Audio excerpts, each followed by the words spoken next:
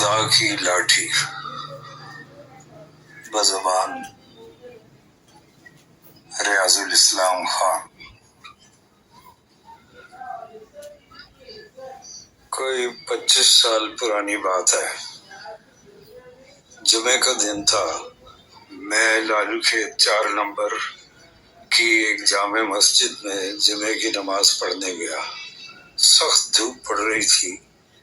مسجد کے صحن میں ایک شامیانہ لگا ہوا تھا،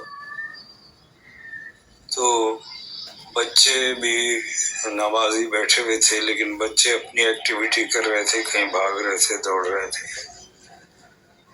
تو بعض بوڑھے اس ٹائپ کے ہوتے ہیں کہ وہ اپنا بچپن بالکل ہی بھول جاتے ہیں۔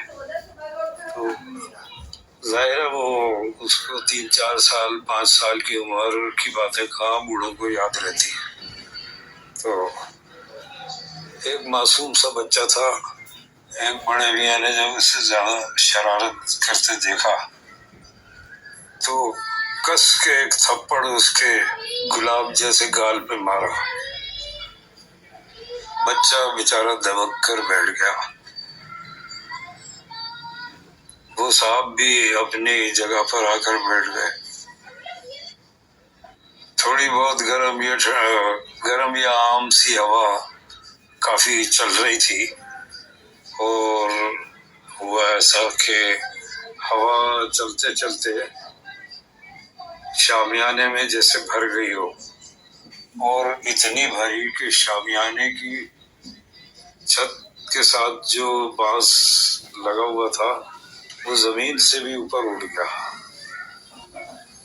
اور پھر اٹھ گیا، اور وہ جیسے کبھی آگے کبھی پیچھے ایسے ہوتا رہا، اور پھر وہ بانس جو کہ ان بڑے میاں کے حساب سے ایسے تھا کہ ان کے پیچھے وہ لٹک رہا تھا ہوا میں، اور ایسا لگ رہا تھا جیسے کوئی غیر مرئی قوت اس ڈنڈے کو کہیں پکڑے ہوئے اور ہوا میں اڑ رہی ہے، اور جیسے ان کے سر کا نشانہ لے رہی ہے۔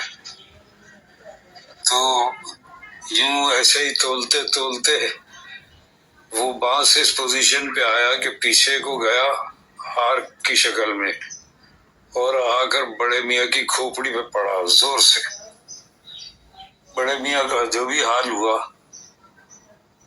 لیکن میں جو پورا سین دیکھ رہا تھا تو مجھے ایسے لگا کہ جیسے کہتے ہیں نا کہ خدا کی لاٹھی بے آواز ہے، تو اس سے تو مجھے اتفاق نہیں ہے کہ بے آواز بھی ہو، لیکن یہ ضرور ہے کہ خدا کی لاٹھی اگر پڑے تو بہت زبردست پڑتی ہے، کیونکہ خدا کے حساب سے تو اس کی لاٹھی بھی ایک عظیم الشان لاٹھی ہونی چاہیے نا۔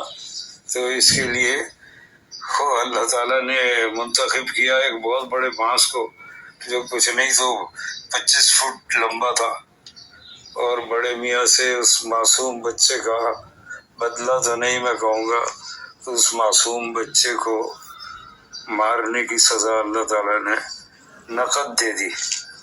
تو اس لیے ذرا سا کیا بالکل احتیاط کرنا چاہیے۔ خدا حافظ۔